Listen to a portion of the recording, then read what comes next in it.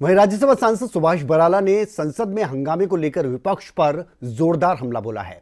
सुभाष बराला ने राहुल गांधी पर हमला बोलते हुए कहा कि वो और उनकी टीम केवल तुष्टीकरण की राजनीति करती है। सुनिए उन्होंने क्या कुछ कहा इस खास बातचीत में। हमारे साथ राज्यसभा सांसद सुभाष बराला बातचीत के लिए मौजूद है। सर, हरियाणा न्यूज पे आपका स्वागत है। जिस तरीके से शीतकालीन सत्र चल रहा है, हालांकि जिस तरीके से विपक्ष के द्वारा कई मुद्दे उठाए जा रहे हैं, कल भी हमने देखा कि किस तरीके से तमाम चीजें हुई हैं, पहले दिन भी देखा, आज भी देखा, किस तरीके से तमाम चीजों को देखते हैं आप?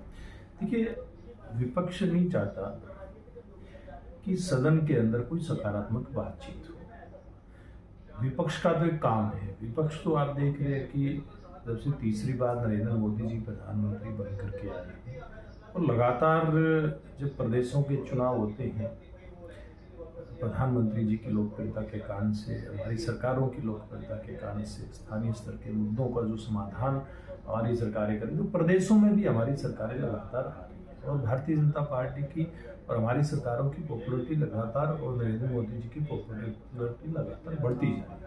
मुझे लगता है सारे ये कारण है कि कांग्रेस पार्टी अच्छी बातों को जनता तक जाने नहीं देना चाहती। कांग्रेस को लगता है, अन्य विपक्षी दलों को भी लगता है कि अगर सदन के अंदर सकारात्मक चर्चा होगी तो जनता के काम होंगे और हमारी लोकप्रियता और ज्यादा बढ़ेगी।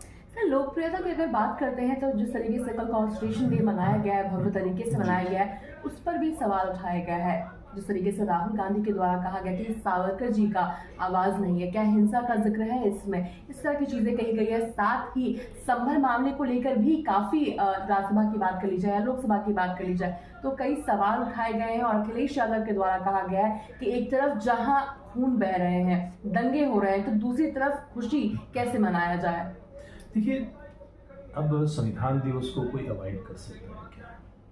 ये कांग्रेस पार्टी ही है जो केवल और केवल अपने राजनीतिक लाभ के लिए, इनके पूर्वजों का कोई इस प्रकार का सेलिब्रेशन का दिन हो, मुझे नहीं लगता है किसी बात को अवॉइड करेंगे। देखिए, हमारे लिए घरों की बात है।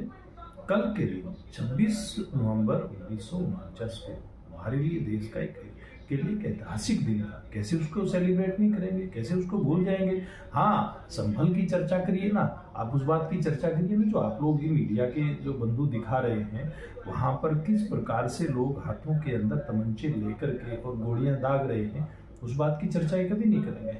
लोगों को गुमराह करने का प्रयास करेंगे, केवल तुष्टीकरण की राजनीति राहुल जी और उनकी पूरी टीम करेगी।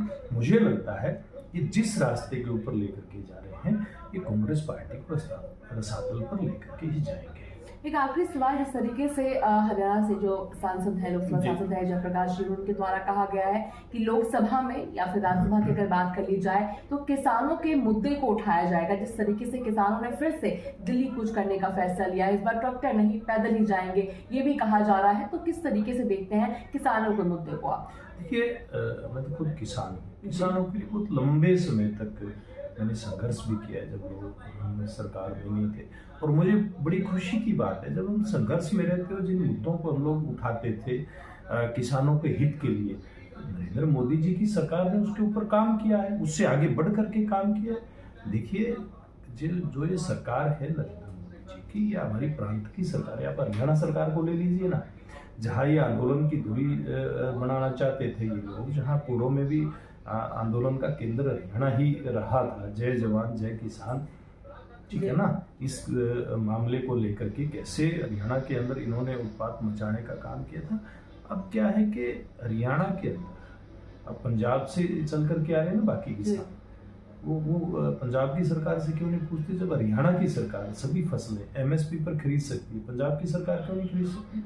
हरियाणा की सरकार 15,000 अधिकतम मुआवजा दे सकती है, पंजाब की सरकार क्यों नहीं दे सकती?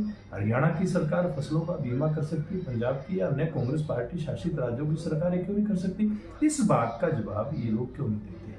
ये लोग देना।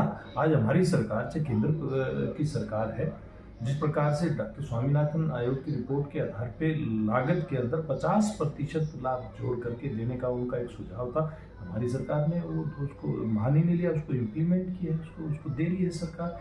देखिए, ये लोग केवल और केवल राजनीति कर रहे हैं। बहुत बहुत धन्यवाद हमारे साथ बातचीत करने के लिए। तो हम सुन रहे थे राज्यसभा सांसद सुभाष बराला को, जिन्होंने तमाम मुद्दों को लेकर के एक्सक्लूसिवली हरियाणा न्यूज से बात की है और कहा है कि अगर विपक्ष सही मुद्दे पर बात करना चाहती है, चाहे सदन की बात की जाए या बाहर की बात की जाए, तो उसे सुना भी जाएगा, मगर केवल तुष्टीकरण की राजनीति विपक्ष करना जानती है।